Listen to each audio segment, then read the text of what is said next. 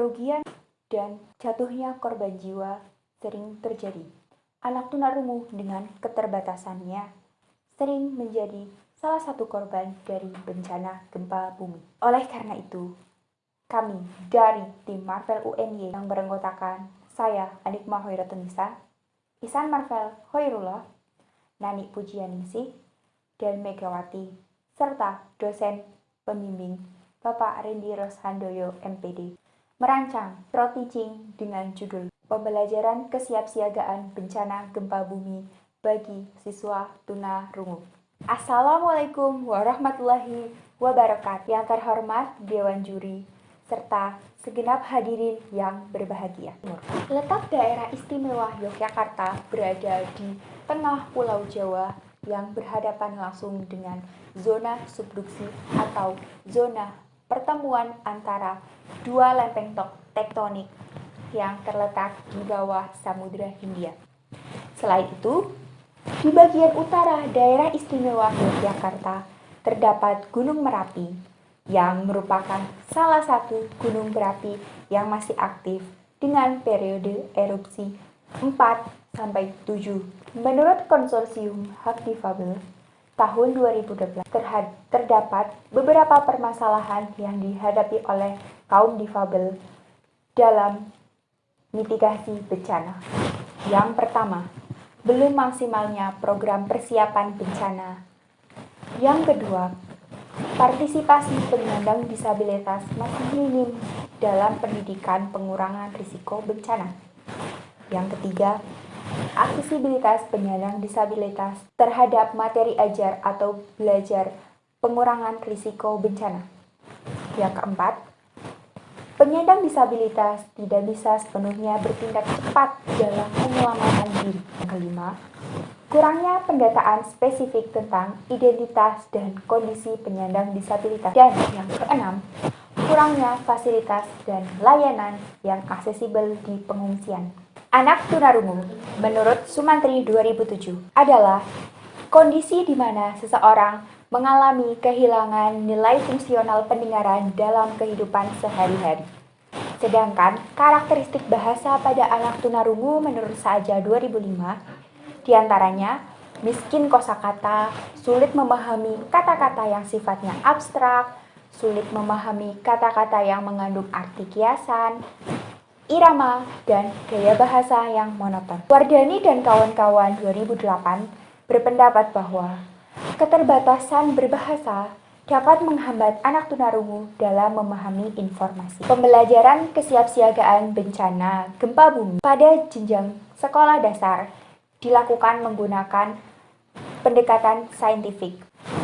Syahria dan kawan-kawan 2019 menemukan bahwa siswa menjadi lebih memahami konsep gempa bumi, dampak gempa bumi, dan langkah-langkah penyelamatan diri dalam bencana gempa bumi. Indriasari 2016 menemukan bahwa pemberian metode simulasi dalam pembelajaran kesiapsiagaan bencana gempa bumi mampu meningkatkan kesiapsiagaan anak terhadap bencana gempa bumi. Model mitigasi bencana multisensoris bagi anak berkebutuhan khusus di SD Inklusi Yogyakarta dapat meningkatkan pengetahuan masyarakat mengenai potensi gempa bumi, memberikan alternatif mitigasi bencana berbasis multisensoris, dan mendukung masyarakat dalam mendukung upaya mitigasi bencana. Komalasari 2019. Perencanaan alur kegiatan ini dimulai dengan pertama, menentukan tema. Menentukan tema ini dengan mengumpulkan ide-ide dari setiap anggota. Hasil asesmen kondisi awal peserta didik.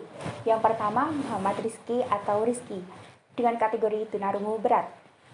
Kurang terampil membaca gerak bibir, memerlukan bantuan bahasa isyarat. Yang kedua, Zaka Ramadhani atau Zaka dengan kategori tunarungu total. Anak mampu memahami gerak bibir pada kata yang dikatakan dengan artikulasi jelas. Memerlukan bantuan bahasa isyarat untuk memahami kalimat yang diucapkan guru. Pelaksanaan pembelajaran, pembukaan menggunakan brainstorming, kemudian ada kegiatan inti yang dimana guru akan masuk pada materi pokok dengan menggunakan video interaktif, kemudian melakukan kegiatan kelompok dengan simulasi saat terjadinya gempa.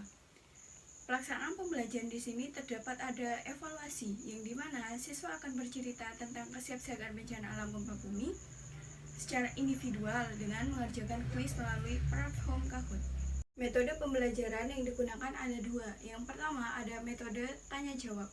Dari hasil penelitian Justi S pada tahun 2017 dijelaskan bahwa metode tanya-jawab menciptakan interaksi antara guru dan siswa maupun siswa dengan siswa, yang dengan metode tanya-jawab akan membentuk aliran informasi dua arah sehingga suasana pembelajaran menjadi lebih hidup dan aktif. Metode selanjutnya yaitu metode simulasi. Dari hasil penelitian Erlin dan Dian pada tahun 2019 yang berjudul Pengaruh Bimbingan Kelompok Teknik Simulasi terhadap Peningkatan Komunikasi Reseptif Siswa Tunarungu, yang menjelaskan bahwa teknik simulasi atau bermain peran efektif terhadap peningkatan komunikasi reseptif siswa tunarungu.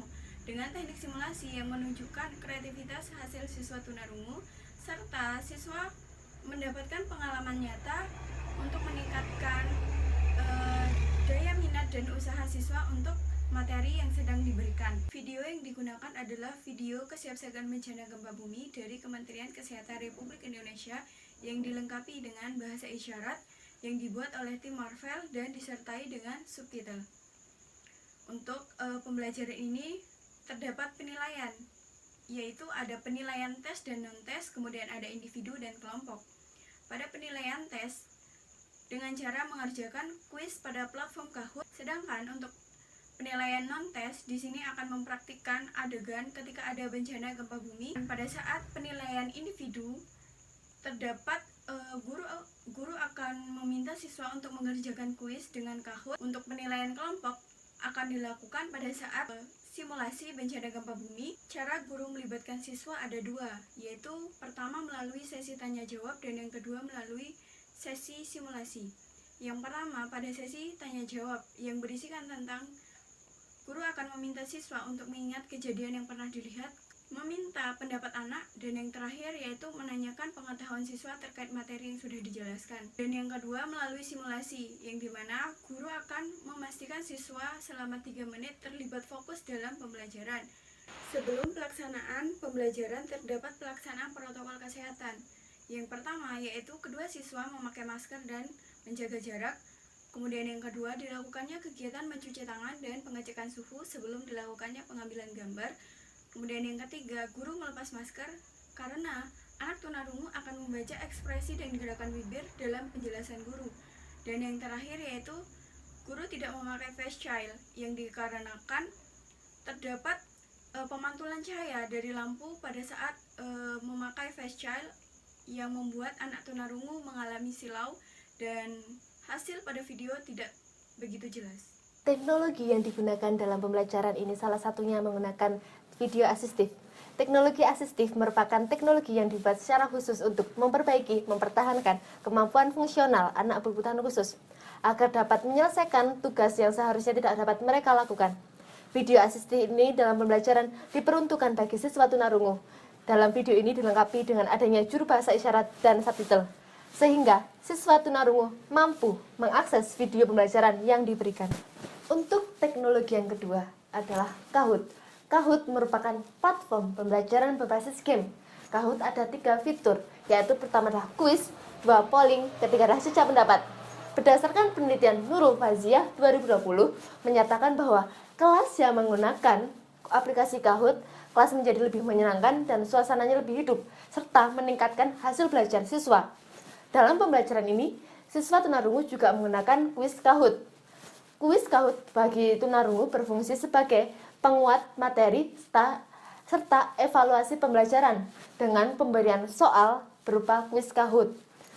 Kuis Kahoot ini juga meningkatkan motivasi belajar siswa serta meningkatkan jiwa kompetitif siswa karena di akhir pembelajaran Kahoot ini, di kuis Kahoot ini ada berupa peringkat atau ranking sehingga siswa berlomba-lomba untuk mendapatkan peringkat pertama. Sekian dari kami, apabila ada kesalahan kami mohon maaf.